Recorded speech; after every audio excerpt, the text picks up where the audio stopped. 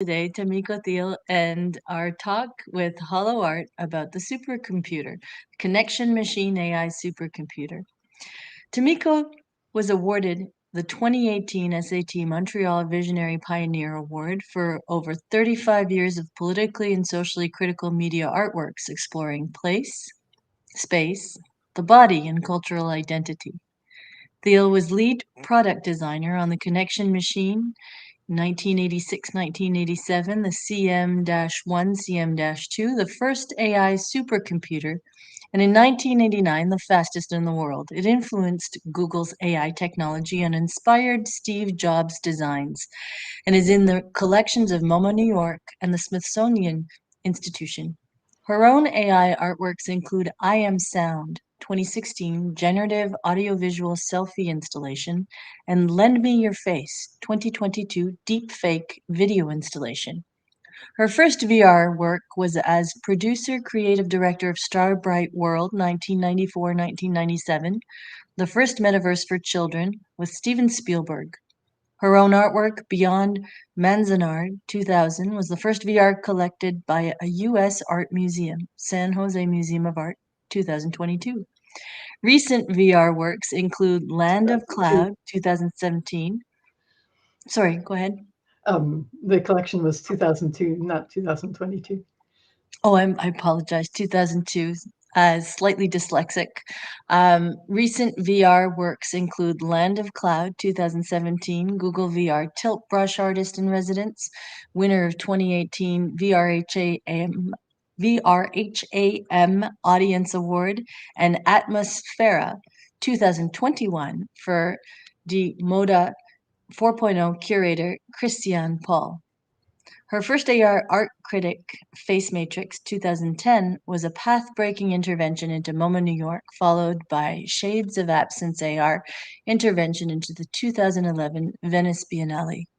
This led to many commissions, including the Whitney Museum, New York, for Unexpected Growth 2018 in the collection, Rewild AR 2021 for the 175th anniversary exhibit of the Smithsonian Institution, and Apothecary's Garden 2021 for the Roche Basel Art Collection. And this one, Tamiko, the Waldo Wandel Forest Flux 2023 for, I'm going to have you pronounce the Munich and Bavarian. Kunsthalle Munich and the Bayerische Staatsforsten, Bavarian State Forest. That's right. Thank you so much. We're delighted to have you with us here today. And wow, what a portfolio and incredible body of conceptual and impactful work that you have put together. Delighted and excited. Over to you. Without further ado. Thank you. Then I'll go directly to share screen. And let's see, select. Wow. Okay. So thank you so much for the invitation. And I want to start out by saying that I did not study artificial intelligence. I do not have a computer science degree. I actually studied engineering, product design engineering, mechanical engineering at Stanford Product Design Program, and then worked as a product design engineer at Hewlett Packard in Silicon Valley for a while, and then went to MIT to get my master's in mechanical engineering, but took fully half of my classes at what was the precursor to the MIT Media Lab before it existed, and decided at that point in 1982 actually that I wanted to become a media artist. But I got distracted when 3 days after I graduated, my friend Danny Hillis, who was an MIT AI Lab PhD student under Marvin Minsky, asked me if I would come to his new startup, Thinking Machines Corporation, that he was creating to build his PhD thesis, the Connection Machine. This was supposed to be a massively parallel supercomputer, the first AI supercomputer with 64,000 simple one-bit processors. He asked me to be the lead product design engineer. He and I were both around 26. Many other staff engineers and scientists were actually younger, although we had a couple of adults who tried to keep us on the straight and narrow. So the machine was built and in 1989 won the Gordon Bell Prize as the fastest supercomputer in the world. The performance, if you want to compare it with technology you might know of today, basically the CM2 was about the level of an iPhone 5, which I'm sure none of you use anymore. So that gives you an idea of what has changed in that time. But it was at one point the fastest computer in the world. So the first year of its existence was at the Robert Treat Paine Mansion, a 19th century mansion in Waltham outside of Boston in Massachusetts. And it was quite an old building. We rewired it for the many very powerful workstations we had. We blew out the circuits frequently during the summer, but that's not why the old fire engine there is standing there. The fire engine is Danny Hillis's private vehicle. So this was a photograph when Marvin Minsky and came up to meet us and investors for a conference at the old house. So the way that Danny got me to agree immediately to come was saying, if you come, you get to work with Richard Feynman. And I had started out as a physics student. I was a total fan of Richard and said immediately, where do I sign? Where do I sign? And indeed, Richard spent his summers with us when he wasn't teaching at Caltech. And this is a photograph showing that in those days we were also pretty soda pop and pizza powered. Richard introduced techniques from physics, such as partial differential equations and quantum annealing, techniques that he used to do his quantum chromodynamics and had probably never been applied to computer design before. The other person sitting at the table there is Brewster Kahle, who you might know now as the founder of the Internet Archive and the Wayback Machine. But even at that point, he was, I think, 22 maybe, had just gotten his bachelor's and was a fan of big data and might have even coined that term. So Richard was given the task of designing the message router that would be passing the messages between these 64,000 processors. And Danny told me it's a 12-dimensional Boolean n-cube. And I said, well, what's that? And he said, go ask Richard. And Richard, of course, said, oh, that's easy, and grabbed a piece of paper and a pencil. We were designing a supercomputer with paper and pencil those days, and said that if you take two chips and connect them together, you can consider that a one-dimensional cube. If you take that structure, duplicate it, connect the ends, you have a two-dimensional cube, what we conventionally call the square. If you take that square, duplicate it, connect the edges, you have what looks to us as a normal three-dimensional cube, where each corner of the cube is a single chip with 16 processors on it. So then he said, okay, you duplicate that three-dimensional cube and it's connect the edges, it's a four-dimensional cube. And then he said, the other dimensions are too difficult to draw. It's too complicated. On the other hand, I still had to go up to 12 dimensions. I had to wire this stupid thing. So I tried to figure out, what did it mean? How could I figure it out where every connection on every chip would have to go to in the machine? So I played around again on paper and took the inside cube, put it next to the outside cube. And as long as I'm keeping the connections between the edges, then it doesn't matter. It's topologically the same thing. And when I did that, I realized that what I had now looked very much like a one-dimensional cube. That is to say, a line. And going on, a five-dimensional cube looks very much like a square made out of cubes. And lo and behold, a six-dimensional cube is a cube of cubes.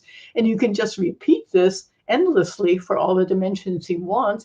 And so here's what our 12-dimensional cube looked like. And with that, I knew every single connection I had to make. Each processor chip had to connect directly to 12 other chips. And then the pathway, the longest pathway in the machine would be at the most 12 steps from one chip to any other given chip. So this is the reality of what it actually looked like when I got down to doing the cables. But even if it looked complicated, I had this very simple scheme in my mind that could be used to do not only the hardware, but also the software. And it turns out when it came to having a T-shirt, because of course every startup needs a T-shirt, then Danny and I came up with this logo. So the hard geometric lines represent the hardware, the connections in metal that really can't be changed, but the software connections are independent of that hardware structure, and the software data structures don't have to know what the underlying physical structure of the actual hardware machine is. So this became our Cube of Cubes T-shirt, and we renamed it the Feynman T-shirt in the 90s when Steve Jobs used this photograph of Richard Feynman wearing his CM1 T-shirt as part of the Think Different Apple campaign, which pleased us no end. Richard wore this T-shirt very often. You'll see a lot of recordings of him giving talks with it on. So then it was clear to me that I would be able to fit all of the hardware into a standard 19-inch rack, a standard sort of cabinet. On the other hand, we were a bunch of young kids, and we were up against the old guys, people like Cray, who had the fastest supercomputer at that time, the Cray 1, where Cray had also had kind of a cool design. This was the coolest thing going at that point, very much driven by the hardware requirements of having all the wires the same length, because after all, the speed of light is a constant, and they were up against that barrier. The connection machine, with its massive parallelism, was to jump across that barrier with a completely different design. But if we brought you in and said, hey, this is a machine done by us 25-year-olds that for only 3 to 5 million can be yours, and it's like no machine you've ever seen before. If that customer comes in with this checkbook in his hands and says, oh my God, I just bought a refrigerator that looks exactly like that, you've already lost. So I started looking at images for what did AI represent, what sort of images did AI represent for us. And the strongest one at that time was, unfortunately, a very negative one, HAL, the supercomputer in 2001, The Space Odyssey, who goes berserk and tries to kill his astronauts. So this is the famous scene where the astronaut is lobotomizing HAL by turning off all of his memory banks. So really, computer as Frankenstein monster. In the AI community, though, there were also very positive examples of imagery for AI. For instance, Stanislav Lem's Golem 14, where he described the Golem 14 as being a computer that took up an entire MIT building. It was like looking down into a volcano caldera. Since I couldn't find any illustrations of this book, I present you here with a photograph of a real volcano caldera. But he says you're looking down on these cryonic cooling tubes topped with a mountain of glass fiber light conductors and Josephson junctions and light sparking between them. And he described the machine as being developed for the military to wage war. But once they turned it on, Golem was much more interested in metaphysical questions of existence, ignored his human masters, and went off to talk to other superintelligences. So this gives you an idea more of the positive nature of what the AI community saw as the potential for AI. The other images that I had in my head were images of, for instance, Arnaldo Pomodoro's sculptures, which seemed to me like entire planets, man-made planets that could harbor entire civilizations. And then actually here another sort of negative image of the Star Wars Death Star, which was exactly that. It was a huge space vehicle that looked remarkably like Arnaldo Pomodoro's sculptures. So this technological image of a massive civilization was also a very compelling image for me when we set out designing the form of the machine. So we hired two designers, Al Hoffman and Gordon Bruce from Elliott Noise Design, to help us ideate and come up with a final form that would really convey the essence of the computer. What I didn't realize at that time was that both of them had actually done concept sketches for for 2001: A Space Odyssey, and had actually worked on the real space station.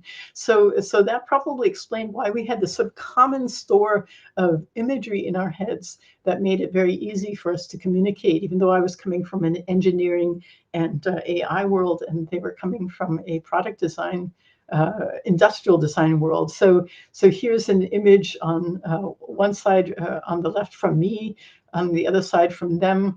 But basically, at some point, we all drew a cube of cubes, my version on the left, and theirs here on the right.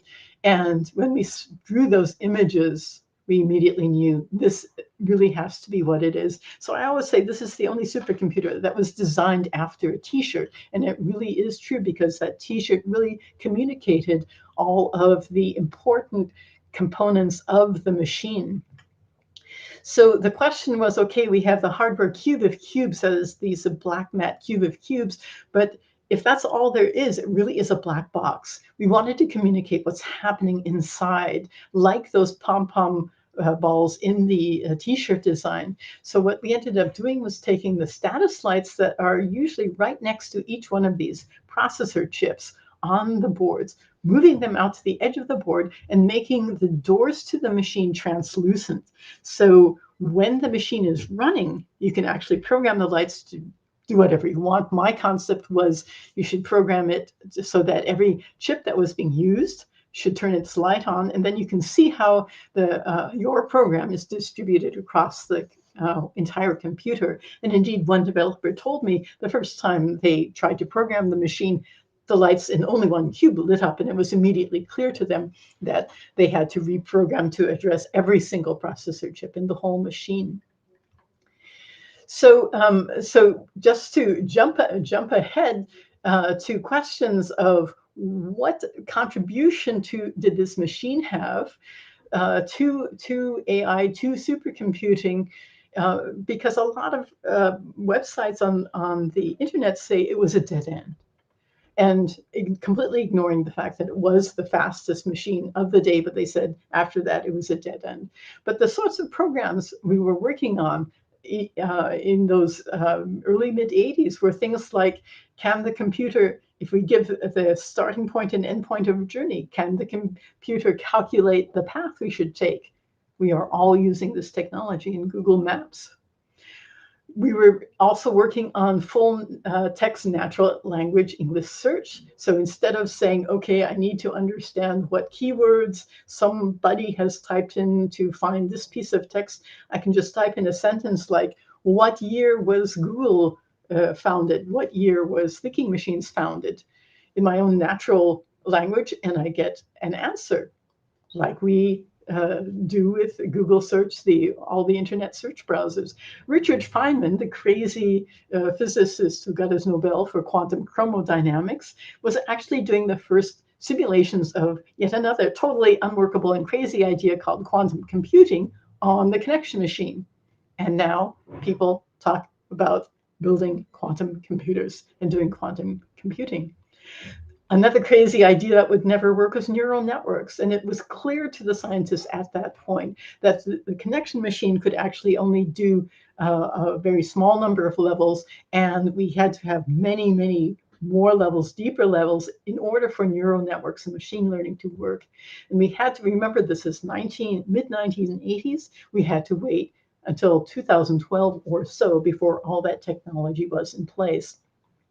And in terms of questions for the, all the ethics that we are confronting right now, I went back and talked to my friends from that time from the company, and said, "Do you still believe that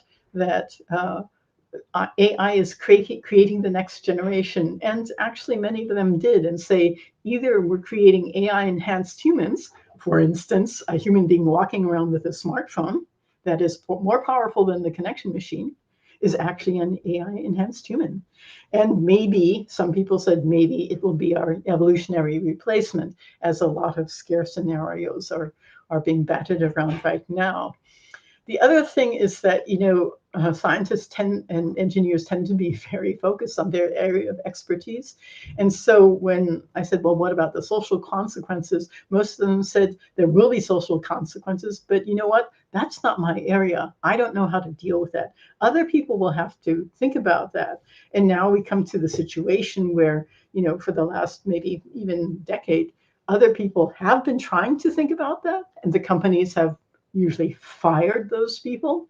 And now it's gotten to a point where we all take it seriously. And even the leaders of those technology companies are saying we've got to have a consensus on how we deal with AI development because it's moving so fast. So a quick update on how this technology lives on. It turns out that Sergey Brin, who co-founded Google, learned his parallel programming on a CM2 when he was an undergraduate. It turns out that the MapReduce algorithm that made Google such a success as a search engine, together with Google's PageRank algorithm, is a further development of the alpha mapping beta reduction techniques that Danny Hillis describes in his thesis book, The Connection Machine. And it turns out that after the thinking machines went bankrupt in the mid-90s, when the end of the Cold War ended funding for supercomputers, that Danny started a company called MetaWeb, together with some people, including John Gianandrea, to do semantic network programming. So, so to speak, quote unquote, understanding the relationships between entities, between concepts, between words, between objects. In 2010, they sold this technology to Google, and John Gianandrea went to become head of AI at Google. In 2018, he went on to become head of AI at Apple. But that is, Google is really the pathway through which the technology, hardware and software, developed at thinking machines for the connection machine, flowed into Google and is being further developed today. And I'm happy to say there was also a legacy in the design field. A good friend of mine back when I was working in Silicon Valley was Joanna Hoffman. I didn't realize at that point she was working on the very first Macintosh. It was a secret. She told me only in 1982 that soon a computer would come out that was tiny, but a computer by itself. That was the first Macintosh in 1984. Joanna went to Next Computer with Steve Jobs when they threw Steve Jobs out of Apple. And years later, Joanna told me in 1986, they were starting work on the design of the next computer. And Steve Jobs said to her, find me the person who did the connection machine. I've just seen it. I want that person to design my next computer. And Joanna looked at him and said, I'm sorry, but Tomiko's moved off to Europe to become an art student, and I have no contact information for her. So that little piece of history, which I got the Museum of Modern Art to corroborate directly with Joanna, was, of course, my ace in the hole to get one of the existing machines, not a working machine. The lights are basically a hardware duplication in the middle, inside the machine. But I got one of these into the Museum of Modern Art because they said it was not only a technological landmark, but also if you look at the designs that Steve Jobs did before he saw the connection machine and the ones that he did after that, you will see that his design sense went from this sort of cuddly Macintosh aesthetic to the really technological sublime that we now know and expect from all Apple products. So 30 years after the launch of the first machine, I was happy to be able to get one machine into the collection of the Museum of Modern Art. It's been exhibited twice since then. And that's the story of my involvement with all of these parts of our history that have now become incredibly relevant in a way that 30 years ago we certainly hoped for, but could not predict. Thanks for listening. Thank you so much.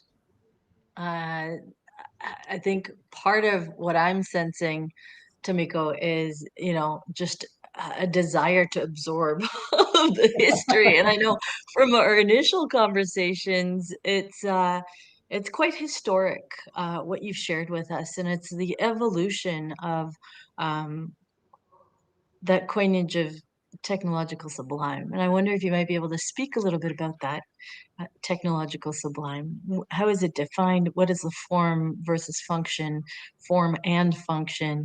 Uh, how does that emerge? Yeah, I found out actually that I didn't originate the term as I thought. I'm blanking now who did, but for me, what it means is, I mean, the word sublime talks about the sense of being part of something that's larger than ourselves, that's usually connected to nature or the universe. I mean, the universe is nature, but we often think of nature as being just this small little layer on the earth with oxygen and water and plants where we can live. But this connection to the entire universe is also a connection to the sublime. And I think certainly with a connection machine, Danny explicitly said it shouldn't be taller than us. It should be my height or smaller. He explicitly said your height or smaller, because you're shorter than most generic white American males who in those days are writing the checks for supercomputers.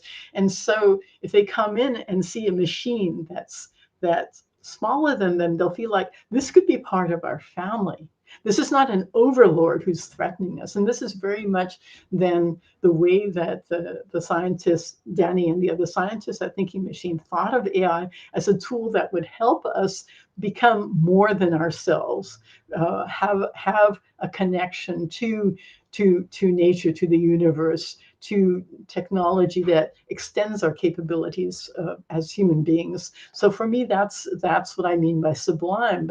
But you see that also then in the Apple designs that Jobs brought out after that, where you look at this object and you say, somehow, if I can possess and use that object, then that object will extend my capabilities. It will enable me to be more than I am without it.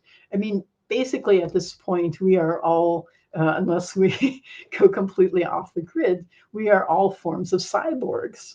And I was very conscious as an 8-year-old when I got my first pair of glasses that all of a sudden I could see the chalkboard.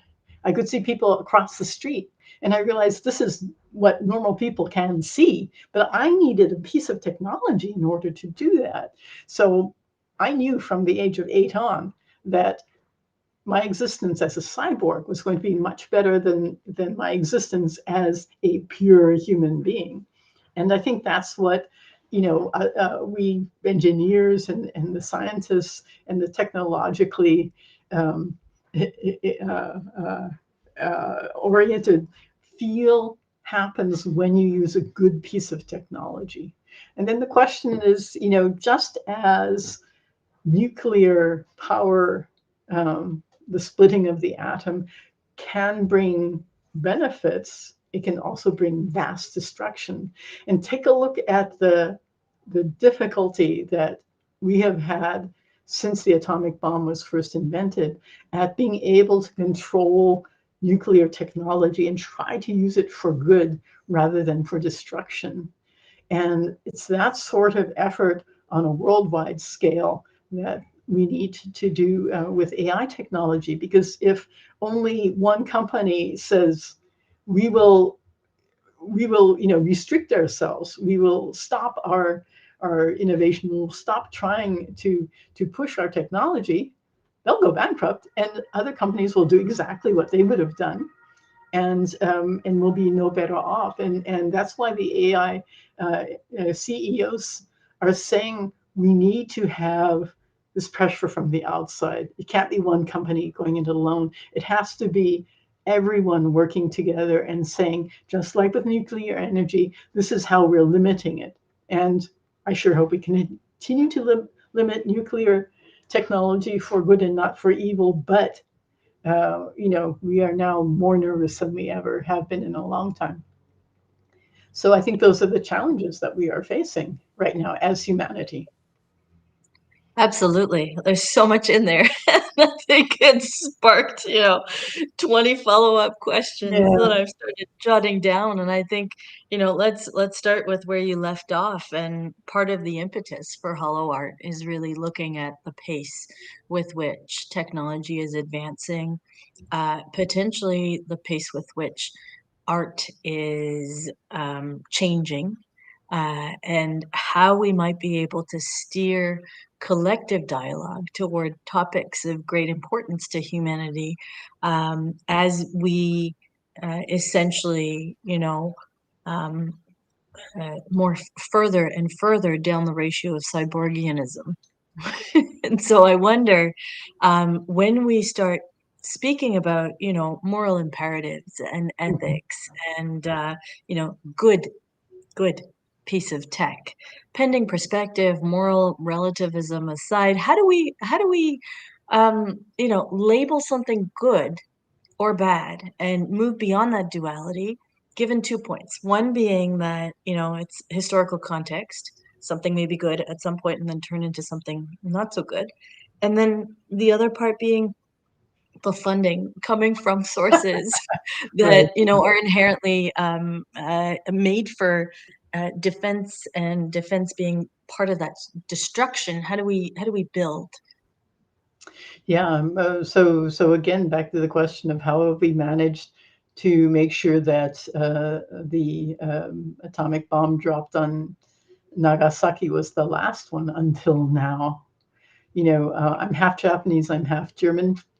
My family has been in the country for 3 generations, so no direct relatives of mine fought in those armies. But I'm sure glad that the U.S. was able to defeat Germany and was able to defeat Japan, because I wouldn't want to have lived in the world that would have been resulted otherwise. So I can't be a pacifist, because I know that neither Hitler nor Tojo would have stopped at some point and said, "Okay, I'll let the rest of you just live in peace and do whatever you want. I've gotten enough." There was never enough. So so we need that same sort of scale and that same sort of urgency, not just for AI, but also for climate change. And certainly at climate change, we're failing miserably, because the money from the fossil fuel industries is just so strong that it is basically making people who could turn off the tap are still funding fossil fuels because they're getting a cut. And they don't care, apparently, that the world that their kids inherit will be a horrible, horrible version of the sort of calamities that are coming to us yearly now. So I think we need a worldwide movement and pressure saying, we've got to save our Earth. We've got to change our imperatives. We have to expose the people who are profiting from destroying the world, and that will apply to climate. That will apply to military technology. I mean, I'm sure glad that military technology has prevented Kiev so far from absolute destruction, because without that air shield, they would have been flat. I have friends who are still there right now. I want to see those people again. So after World War II, we put basically structures into place that try and get the whole world to work together. And apparently, those structures are still there, but apparently, the hoi polloi, the common people, have to raise their voice even louder, because those structures are not being used to really combat the problems that we're facing right now. Thank you. And there's, the question of ethics in what you're saying and this visioning of impact and consequence. There's so much in what you shared today. I mean, I think I'm just floored by the historics of our dialogue and the relevance to so many urgent matters. What I'd like to do is to kind of unfold and get at that baseline, the original dimension of how do we shift our ethics to, you know, um, quarterly profits, to looking at this as a systemic issue. Here, where I am now in Canada, there are a lot of forest fires. I live in the middle, and so children where we are not allowed out during school time. And this isn't even one of the provinces that is experiencing a fire. And so part of that, I think, connectivity and systems way of viewing, these multidimensional applications for me is looking at, well, air, water, some of those natural resources are quite priceless. They're not factored into the ledger sheet in the Right. same way. And so, what would be potentially a way for art to introduce that and open a dialogue to make those connections and those linkages, perhaps in a more constructive way than exposure or finger pointing? And so, I wondered if you might be able to speak a little to that. Yeah, I mean, uh,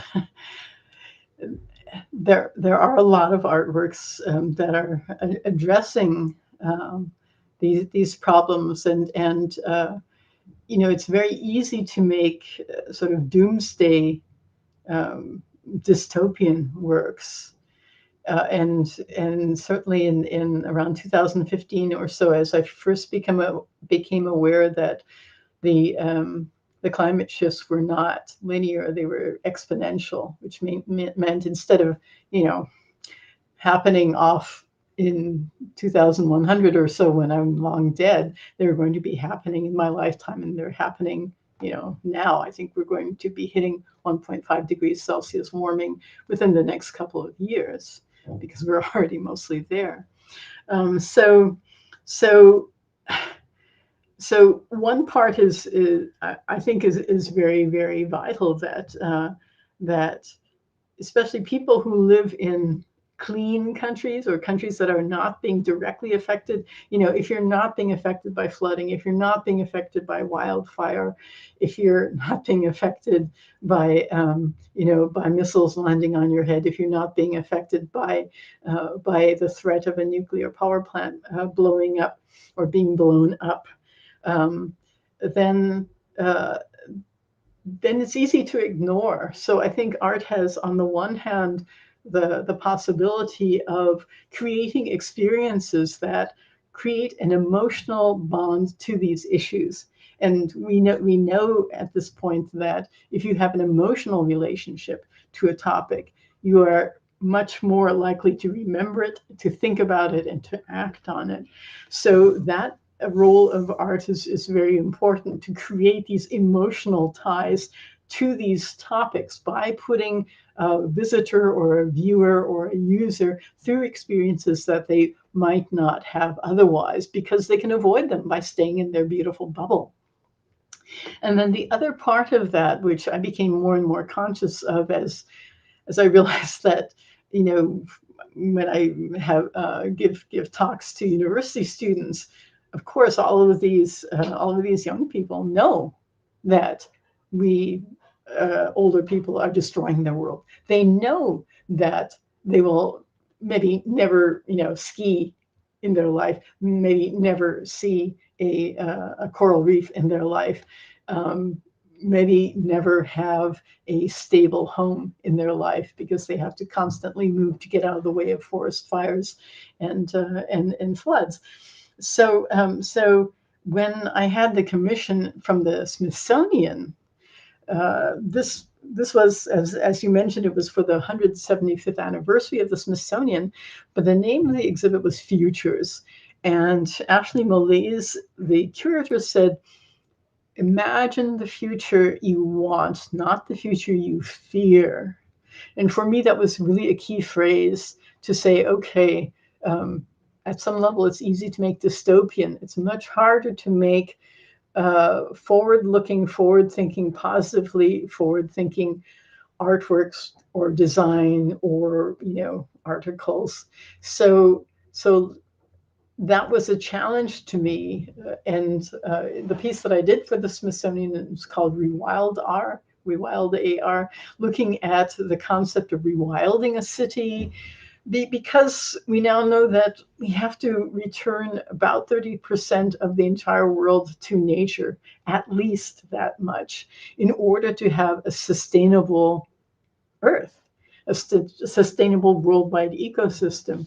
So, looking at issues of can we turn every available surface from concrete or a roof into a patch of a wild ecology, so that instead of killing off the insects as we're doing and killing off the the birds and the animals as we're doing, that we actually create ecologies, that we make our cities permeable to nature, so nature doesn't have to stop at the outside, and that we also think about reducing the amount of agricultural land, because, for instance, the Amazon is I think the Amazon might have already started becoming a carbon source rather than a carbon sink, because the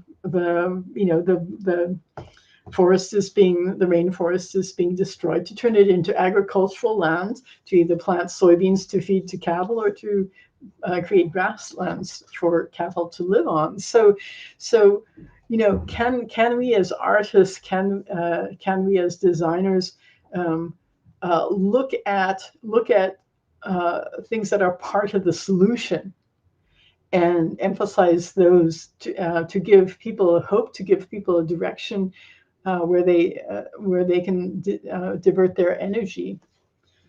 And then for me personally, frankly, I think a lot of it is political. So I support the last generation. I support the Extinction Rebellion. I support the Sunrise Movement. I don't like it when the last generation, glues themselves to paintings. I think they should, here in Munich, they glue themselves to the pavement, and guess what? That blocks the people driving cars in a city that has a wonderful public transportation system. So I have some quibbles with some of their methods, but hey, they're telling us we want to have a world worth living in, and when you die, we're still going to be here. So we don't really care about your sensibilities. We're worried about having an Earth that we can live on.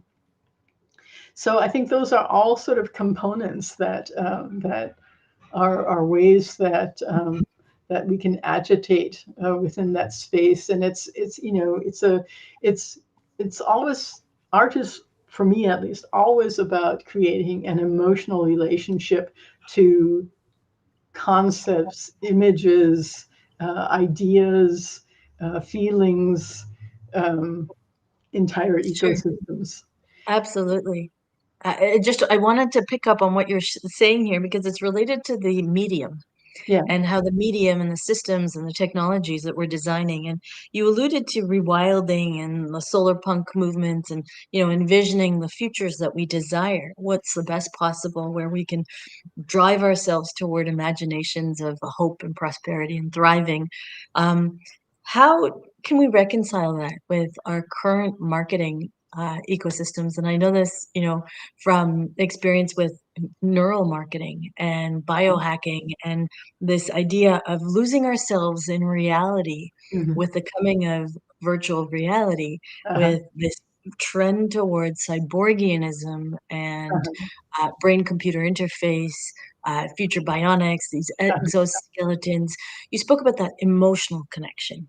So where do we start veering off from Homo sapien to Homo digitalis, Homo numericus, Homo Oh, interpreter? we've already done it. I would say that we did it when we figured out how to keep fire going, because that's the point when we started burning fossil fuels. So I think Homo sapiens, as we consider it, is naturally a cyborg. And then the question is, is it possible uh, to to find ways of creating energy, solar energy, wind energy. These are all tend to be small scale solutions that work better when it's like individual houses or small groups. And that means that it's hard for large companies who are, trying to make a large amount of profit to give large dividends to their shareholders. So that's obviously, and there's a very obvious split that's been happening where, middle class and poor people have lost money and purchasing power, and then the upper rich levels have been getting more and more. So the aftermath of World War II was also, all of these people have fought in the world wars and have put their lives on the line to try and preserve our country. So let's give something back to them, the GI Bill. Let's give them the ability to have a better life, because you know, they lost limbs for that dream. Their loved ones died for that dream. They might have died for that dream. So that sort of thinking, that that the uh, that I, as an individual, will have a better life when the people around me have a better life. That's what we have to emphasize. And that means coming away from as long as I can create my own little bubble, I'll be fine. Because guess Sure. what? The wildfires don't give a damn about your bubble, and neither do Well, the floods. that's just it. And so, when we speak about the sailing and the skiing and the golfing and the, jet setting, I think we're both immersed in worlds where we have access to, um, you know, different levels of livelihood. And I think part of the movement right now is looking at how people are thinking about insulating themselves in bunkers or, remote islands. And Right. I think that type of linearity in terms of logic lends itself to a need toward enlightened entanglement. And that Mm-hmm. enlightened entanglement to me is, elevating the realm of consciousness to include an ecological perspective of not Mm-hmm. just a person, but the Not just entire ecosystem. my garden or my estate, but That's right. you know, when my estate goes underwater because of rising sea levels, then it doesn't help me. So I wonder, part of what we're trying to do here with HoloArt is to lift and provide engaging education, entertainment, artistic practice.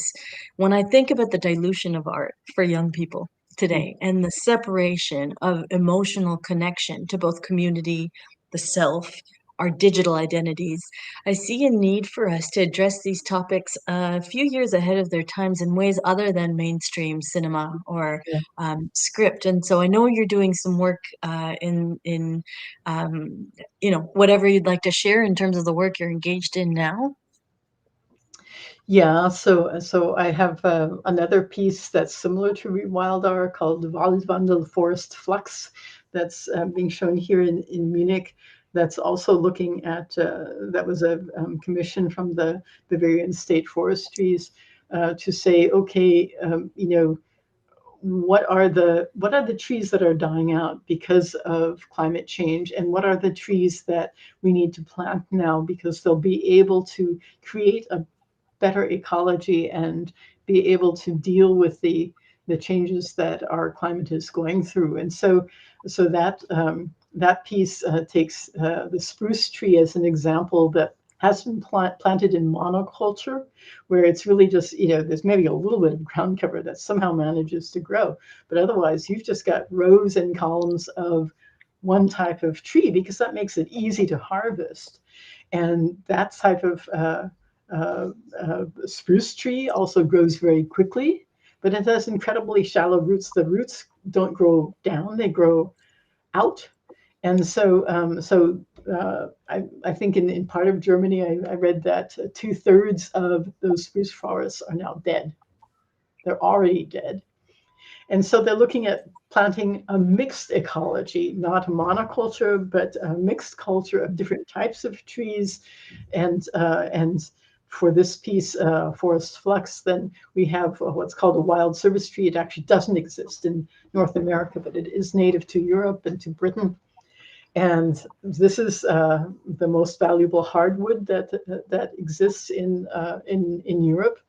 But it takes longer to grow. Instead of 60 years, it takes 100 years to mature.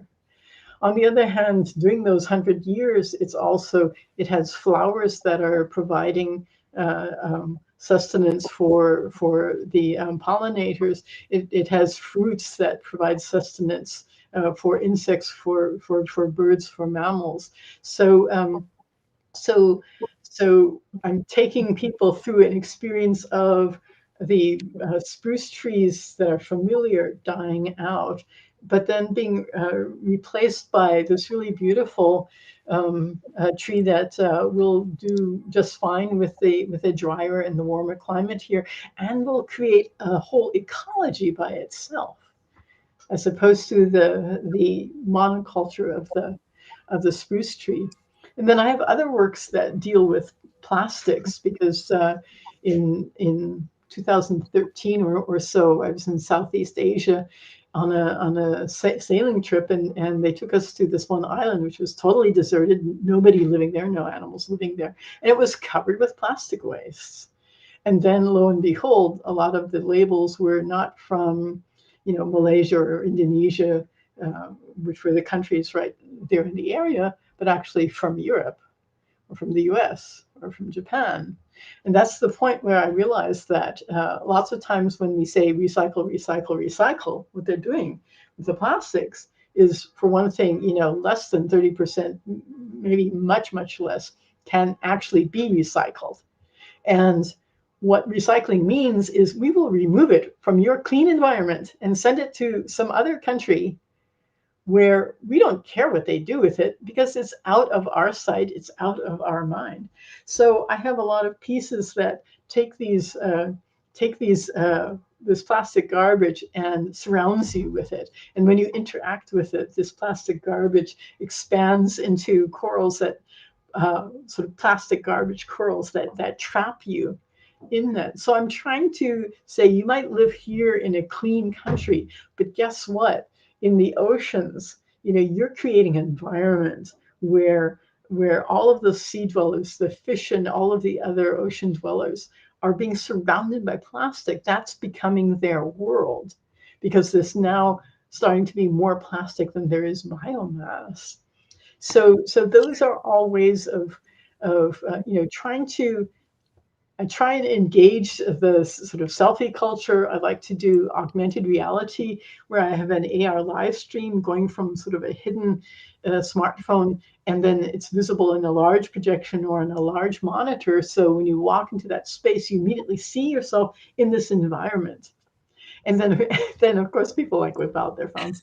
Um, and I try and also construct things so that when people do make photographs and share them, then they say, well, this place is called Entering the Plasticine, and these beautiful shapes around me are virtual plastic waste corals. So whether or not they're actually conscious of that, they are spreading that message out by listing the title, by describing the work, and by sharing those photos. So this is sort of my my viral social media strategy for engaging things, to try and create really shareable shareable images that people will like to really post and comment on, and share on their own social media. Thank you. That's incredible to conceptualize and visualize and partake in. And so there's different layers. It's almost like a cube, that can be exponentially. And so that's Huge. right. Oh, yeah. Um, and And it brings me to think about the nature, pun intended, the changing nature of our narcissism. And by narcissism, I'm talking about this fascination of self-reflection in Uh, videos and selfies and social media. That emotional foci that we had is shifting toward the self, and then it becomes this, instead of an ever expanding dimensionality, it becomes a little bit more restricted. And so uh, in AR and VR, it becomes even more so. So we're creating essentially reality bubbles. And part of my challenge, I think, has been, and I don't know if this echoes your experience, is translating some of the topics that we're talking about across disciplines. So, mhm. in terms of a engineering language or computer science language, artistic language, financial language, and then political, educational, and militaristic, and the list goes on and on and on. I'm not sure if there was a question in there, but I think there was, and I'll stop here, and I'm sure you have thoughts. Yeah, well, that was one thing that made me realize that, yes, the design for the connection machine was very successful. That engineers, scientists, AI researchers, when they saw the machine, they had the feeling, yes, this is what I have always dreamed that AI could be. That it was tapping some sort of collective. I don't even want to say unconsciousness, because, like I said, I really consciously went to look at the sort of imagery and talk to all of the AI researchers around me about their dreams. So that was, and then making the design of the machine speaks for itself. So it explained, just by looking at it, that yes, I've got this hardware structure, but what's important are these thousands of processors, tens of thousands of processors inside that are all working simultaneously. And that is then communicating a concept that would be otherwise very hard to describe if people just say, oh, well, there's all these thousands of processors and they're working together. But if you see it immediately, then you can understand it in a very different way. And I think, for instance, the lend me your face piece that I created together with my project partner /P in 2020. There, we take one image of your face, and then within a couple minutes, we project it on the big screen, and you are mouthing the sort of sound bites of politicians or famous people, and from a broad spectrum, from left to right, and so that people would say, can I choose who animates my face? And I'm going, no, you can't. You can't, because you really can't. Once your face is out there, it's fair game for everybody. So Sure. that sort of public exposure, putting you up on the big screen and you're mouthing something from someone you really don't like, saying things, you see yourself saying things that you really don't like, and then also, the technology was just became possible to do in 2020. Of course, now it's much better, but it's so perfect that you don't see the glitch. And I think artists are really interested in the glitch, because that's when you see the cracks in the system, the cracks in the metaverse, the cracks between the fantasy and the reality, and maybe also the cracks between the positive and the negative. So I think there's lots of talent out there that can make absolutely perfect everything right now, and that's not going to necessarily, that in some instances maybe that will communicate to you, but I think artists who are used to looking for the glitch and used to looking for how things fail are really able to communicate a lot better to an audience where the, shall we say, dangers, or where the disjuncture might be found between the dream and the reality.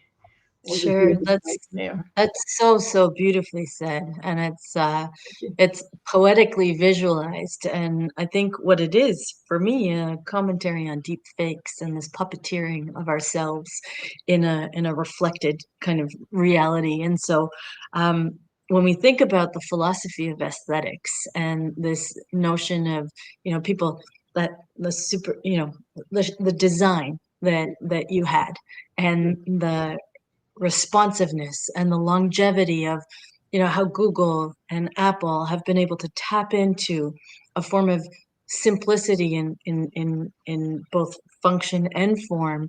How do you see that evolving now, given that we seem to have outsourced creativity to a sense, to databases and data sets that then, re-scramble potential inputs for new creative, outputs. And we had head of innovation at CERN, Dr. Pablo Garcia Tello, join us and share a standard model of creativity. And that standard model of creativity was, similar to these data sets where we're using the imprints that we have, Uh-huh. right? Yeah. That we're exposed to. And so as they become more limited, my question is, the philosophy of aesthetics, sacred geometry, these shapes that we have that seem to resonate, how do you see that evolving? Um, Given that, you were at one point one of a few women in the mix, contributing to the design. So how do you see that evolving? It's a convoluted question. You're Yeah. welcome to And enter at any point. It's yeah, and I'm actually not sure, the the the current use of AI to generate many images and then selecting them. I mean, at Stanford Product Design, a lot of time, a lot of courses were spent on how do you brainstorm, how do you generate, how do you ideate, how do you generate ideas, how do you come up with different ideas. There's a book that says put your mother on the ceiling, basically ways of transforming your worldview and trying to kick yourself out of the box. And then when I was doing my master's at MIT in that was 81 to 83, I was hanging out a lot at Harvard GSD, where the deconstructivist architects had just come into full flower, and I realized that a lot of what was being called deconstructivist was basically ways to ideate, ways to come up with new designs, ways to come up with new forms, rather than repeating the same forms that we've been using for thousands of years. So I personally see the use of AI to generate new combinations or new images as being just another step like this, where it becomes a problem. I mean, one of my one of my cousins uh, earns most of his money by doing concept art for game designers. So a game designer will come and say, I want to create a game that does this and that and the other. Can you drop some ideas? Well, at this point, his wife, who's a who's a producer in the games industry and is better with words than he is, can actually generate with Midjourney or Dolly, can generate more complicated ideas faster, in just seconds. And he, with the design talent, but not the facility with words, the drawing talent, needs all that time. So that's the real crux where it's going to hit and hit badly. For me personally, I have some large virtual reality pieces that I've always sort of wanted to work further on, but it's a lot of work if you're working individually to create an entire huge virtual world. And so I actually am hoping that I get some time to work with these AI image and video and form generators, so that I can start playing around with these older pieces of mine and creating new versions without spending 5 years working on them. So again, it's really it's very different from different perspectives on how you're using it and what you're using it for.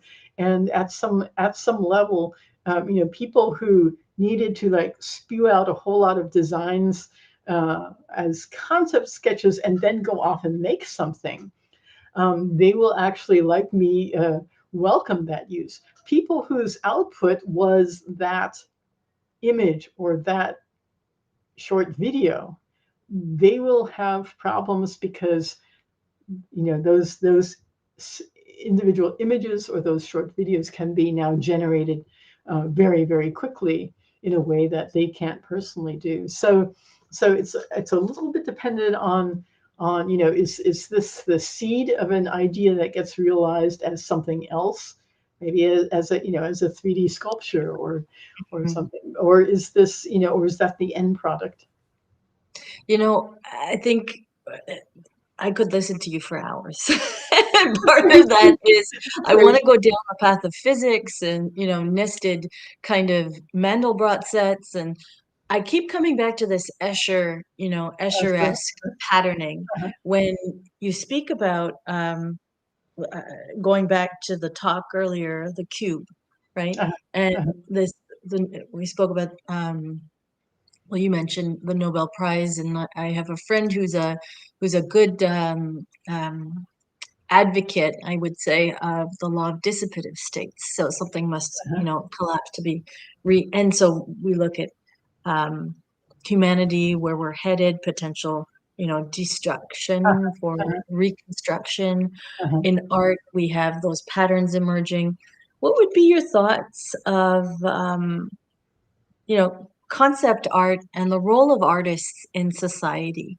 Is there a time where we might see every organization have a chief artist officer? And I'm not a fan of the word chief or officer, but a an artist imagineer. So, Yeah, yeah, we can yeah, maybe close off with that in terms of the role of artists in society. yeah. That's an interesting concept. Of course, designers and artists have been saying, "You guys need this. You guys need us" for a long time. Um, and so perhaps if people coming from business school find out that they can be that artist and they don't have to like hire someone else, then they'll start instituting that. So yeah. I could be hopeful that just as in the 80s or so, it was a very word oriented culture, and people said, we've got to get people more interested in images so they can be more visual. And by now we're very visual, and we're not, and, and it's sort of taking over the world. So things do change in that way, and it's images have become more acceptable, and I could hope that if people from biz school can generate interesting images themselves, they might be willing to pay someone else to be an image generator for their company because they see the value of it. Um, doesn't always work that way, but I can be hopeful. I have to run off to a concert, so I have to. Thank you so much for your time. It was a pleasure. And lots for us to sit with Yeah, here today. yeah, Thank you, yeah. Miko. Thank you for asking and for the wonderful conversation. And yeah, let's keep the conversation going. Likewise. Thank you. Okay.